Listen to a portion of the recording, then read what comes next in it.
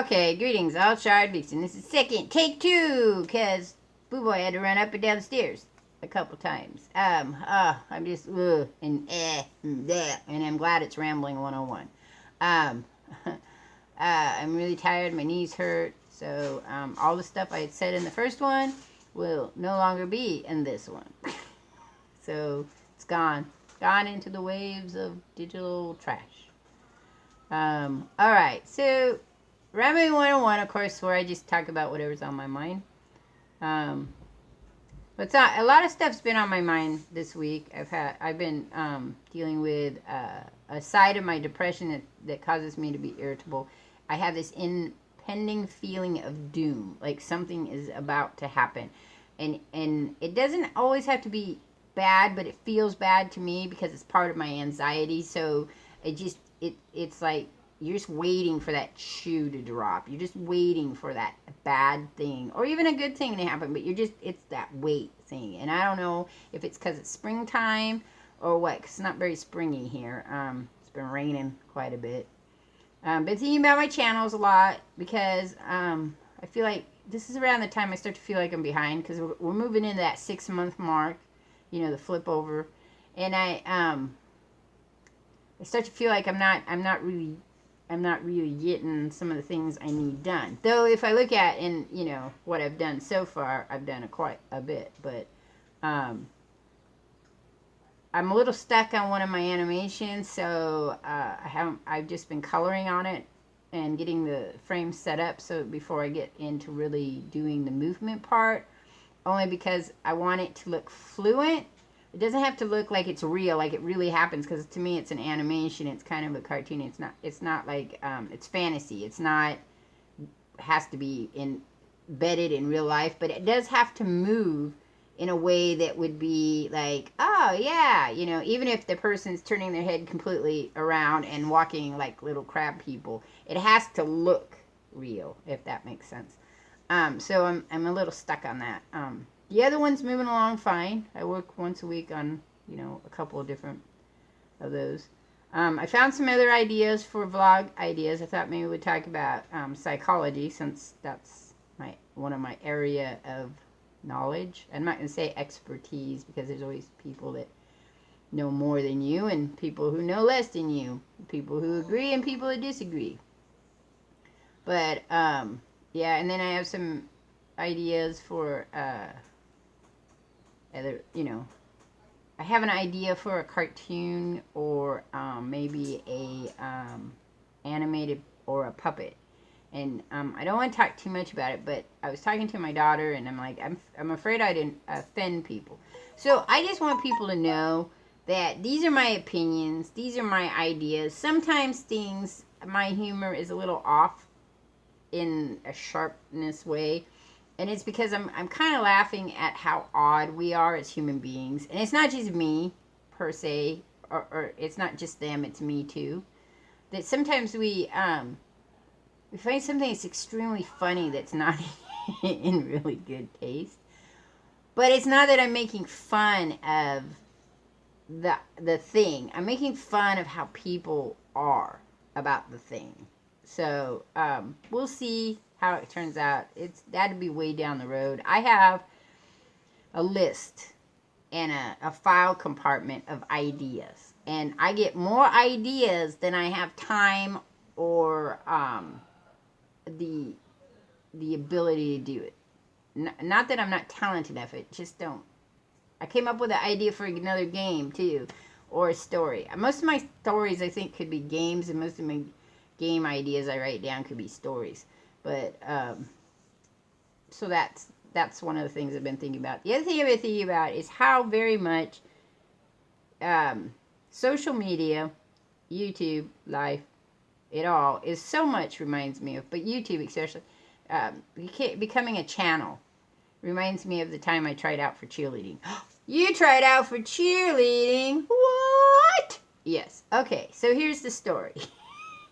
I know, and I like to get more stories about me in the vlogs, but kind of the problem of that is that some of the people I know are probably still alive, and this is only my take of it, but people never listen to that. My take of it, they're like, that's not how it happened. Well, of course, because you have your take on it. There is no set truth except what actually happened, but there's nobody who can record what actually happened. I mean, you can get video recording of things that actually happened, but people's interpretation of those video recordings are also from their standpoint. There was a research thing done about that where they had these reenactments done, and then they filmed them in kind of a circular way so you could see all the way around. It would go, around the people doing the reenactment. And then they would have people sit down, professionals, and they would write what they saw. And it was interesting because it was some, most of them would get it pretty close, but there were little things that were like different, like, they'd make some of the characters unisex, like you wouldn't know if they were male or female, so the people who were judging them had to figure out if they were male or female. And nobody except maybe one or two people were able to say they or unknown sex. Most of them were all like male or female because they were allowed to. Now, if a professional said, some people probably would say unknown sex, but I haven't found that to be true when people are talking about stuff. So I was 14, 15 years old, and I love to dance. I still love to dance. My new exercise routine I have is so great because it's all about dancing, and it's not really aerobics per se. It's a little bit different than aerobics because you can do it at your level, and I'm almost all the way through the first workout, which is only 33 minutes at low level. So I'm really proud of myself after 2 days. Whoop, whoop, whoop. And now I'm not really pushing myself, but I'm pushing myself. I've gained too much weight. Oh, yeah, side note. So I went to the doctor, and I'm like 237, and I went, what? I haven't been eating very well, and apparently all the stuff I'm eating is causing poundage on my body. So as of Monday of this week, I've been on it 5 days. I went to the diet that was created for me about 10 years ago. Well, probably more than 10. No, yeah, my son's 15. 10, 11 years ago, when I had gotten large after having my son, I was having problems with my knees and my lower back, and they said it was my weight. So I went to a dietitian. I went to 3 dietitians, actually, because I have sensory problems with eating. And then I have where I stuff my face. I know you're all going to go, but we all have that. But this is a sensory thing. Like the feeling of putting these things in my mouth causes pleasure. And then the pleasure is what I use to combat my depression. And I have that. And then I have, I'm addicted to sugar. So I had to go see a dietitian. They built me this program. It's very easy. It's just a low calorie. It's just the way of looking at how you eat, and you trade up, because you can have an ice cream cone at 120 calories, or you could have a bowl of spinach with a sweet dressing that might equal less than 100 calories. You can have more of that and less of this. So the choices are, do you have more of that or this? And usually you start going here because that need to put things in my mouth overweights the need of the sweet stuff. So it's a really great diet for me. Not necessarily a great diet for anybody else because, well, I use a lot of sugar-free stuff, and I don't like the sugar-free stuff because the artificial stuff's not good for you, but it does help with that need, again, of putting things in your mouth. So, like, flavored teas, they have to be made with the sugar-free stuff. All right, so that was a really weird tangent. Boom, boom, boom. On the road with the Grammy Thought Train. Woo, woo! That's how it works, we go driving down. Anyway, back to the point when I was 14 years old. So, I've been making homemade sodas. So, my daughter took me out. We bought the flavor stuff, and it's sugar-free, so it has 0 calories. The sparkling water has 0 calories, though I don't like the aftertaste of the sugar-free stuff, so it keeps me from having more than one. All right, back. We derailed again. What? No, okay, so that's how Rambling 101 is. So, I was 14 years old, and I love to dance, and I just discovered the year before, maybe 2 years before, the whole realm of rock and roll. What? I mean, well, of classic 70s rock and roll, because my parents listened to Buddy Holly and Elvis Presley and the Big Bubba and all that stuff, you know. But they didn't listen to Rolling Stones or Led Zeppelin or AC/DC or any of that. So that's what I discovered, and I loved dancing to it. And so they had these things called song leaders, I think. I may have that wrong, but it was an extra part of the cheerleading. And I wanted to be in that so bad. I could dance. I knew I could dance. I could do splits. I could do cartwheels. I could do all the gymnastics. I could do all that stuff.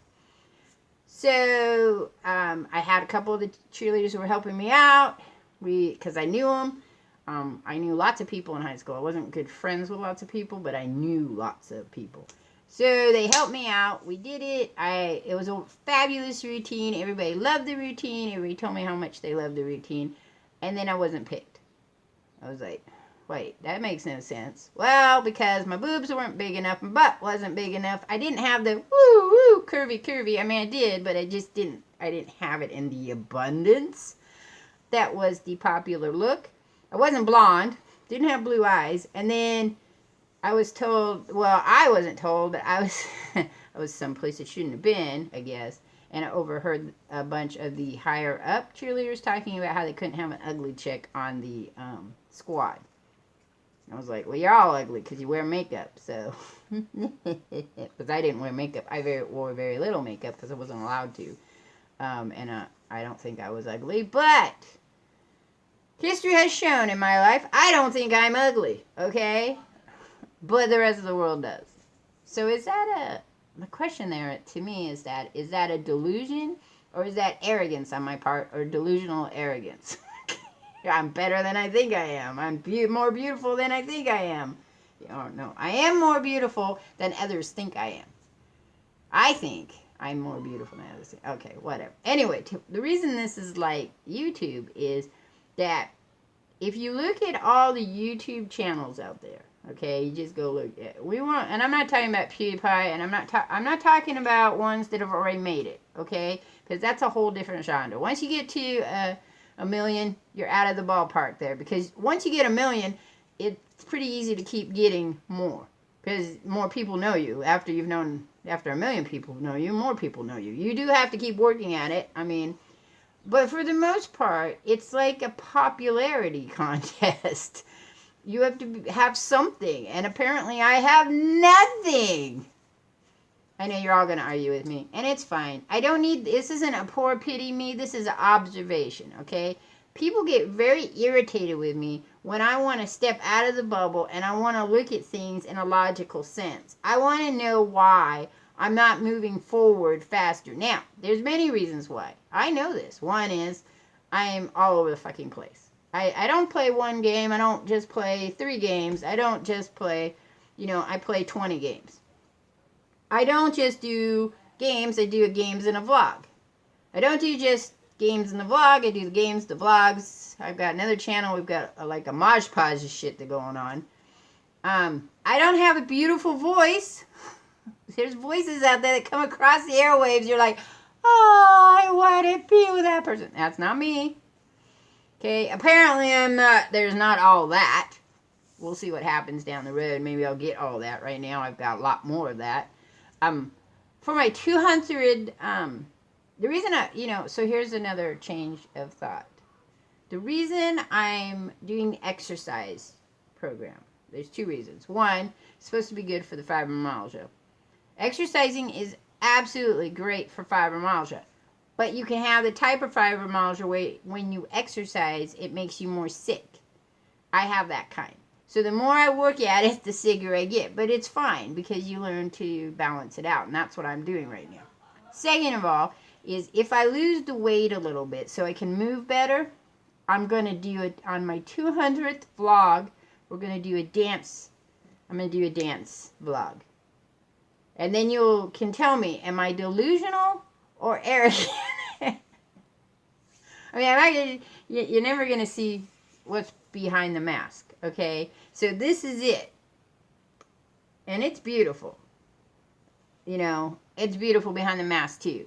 But we all have masks of some point or some type, whether it's a visual mask or it's makeup or it's the way we hold ourselves or the way we talk and pretend to be something other than what we are. I wanted to always have a mask because I find that people have a little easier time in engaging with me. But maybe that's the problem. Maybe it's because it's not really me, but that's not the case. See, if you study something and you find that the reason nobody likes bluebirds is because the blue on the birds is ugly, and everybody agrees to that opinion that the bluebirds are ugly, then anything that has bluebirds is not going to do well. But if all of a sudden out of the blue you have a bluebird and everybody watches that bluebird, that takes that whole hypothesis out the door. You can then say, well, a percentage of bluebirds of, whatever ratio you want to give, are ugly. But 1%, which you have to say, because that's the exceptional rule, are not. There are a couple of people who wear masks in YouTube who are very, very successful. I think there's some on Twitch. Okay? There are quite a few people who have never shown their face on YouTube who are very, very successful. There are less women on YouTube, Twitch, and Mixer who are as successful as males. There are less people, of course, in all these different things. You can just go down and look at it. There's tons and tons of research out there. And it has to do with social psychology, how people perceive you and how they hear you. So one of my favorite YouTubers, and I have many of them, SavJazz21, Old McReaper, I'm trying to think of somebody, Genghis Ron. They all have voices. They have voices that pull me in, okay? From the very first time I seen one of their videos, it was their voice. I love their voices. I could go listen at night to their voices, and it's very soothing to me. They're the voice that you hear that you're like, I would love to meet that person. I want to sit across from you, and let's have coffee, tea, or beer, and listen to you just talk to me. I could ask you questions, and you just talk to me. And there are women that are like that too. So it's not just men. They're like, oh, it's a sexual thing. Well, maybe. I mean, if I had if I had something that was talking to me in those voices, I might like that. But, for the most part, it's really just how they make you feel. There's voices in your life that make you want to listen to them more. Then there's voices that you're like, God, that person needs to shut up. That's my voice, I think. Which is why we try to keep these videos short. Because he wants to listen to me. And that's why I've cut down my streaming, too. I feel that it's easier to engage on a shorter level. But I could be wrong. I'm just trying new things and bouncing it up and seeing. It could just be that, like all things in my life, okay, and this is where again, no pity me. These are observations. In my life, I have never been able to get a lot of people to be interested in me, except for when I was doing behavioral stuff. Because then it wasn't about me, it was about solving a problem around another person, another being that needed help, and it wasn't about me. When it wasn't about me, it works well. If it's about me, it don't work so well. And so that's where my mind's been at lately. It's like, and it can be very disheartening. Okay, and it's not that I'm not feeling the support that I get from all of you guys, because that's what's keeping me up, is your support. It's just the rest of it, you come and you sit and you think, no one's listening to this. Nobody's watching this. Nobody, but they are. I'm getting lots of people that are watching it. I don't know what I'm rambling about at that point. I just don't want you guys to go, oh, it's all right, we love you. I know you do. I know you who are watching me for the most part, like Archie and Steel City Man and Long Roger and Bradish V and Sav Jazz, maybe, and Genghis Ron. I know you guys are watching me, and your support means a lot to me. And Richard Huntington, he popped in, that's the support that I love. But I want to get bigger. right? It feels weird asking for more, but I want more. I want more. I want it poured down on me more. So we'll just keep working at it, I guess. Anyway, those were my thoughts. I really hated that I never made it. I didn't, and then I was in band. My mom made me go to band because I had been a clarinet player, and I couldn't even be a flag girl. So at that point, I didn't want to be a flag girl because I didn't really dance. I wanted to be a dancer. That's what I wanted to be. And you know, I was either too short, too tall, too fat, well, I was never too fat. I was always too skinny and too ugly. Too loud, too obnoxious, too arrogant, too picky. I don't think picky ever came into that. Anyway, so that's it. That's all for this rambling. It was all over the place, which is what rambling is about. It's just start from one end and move along. And I will catch you all on the flip side.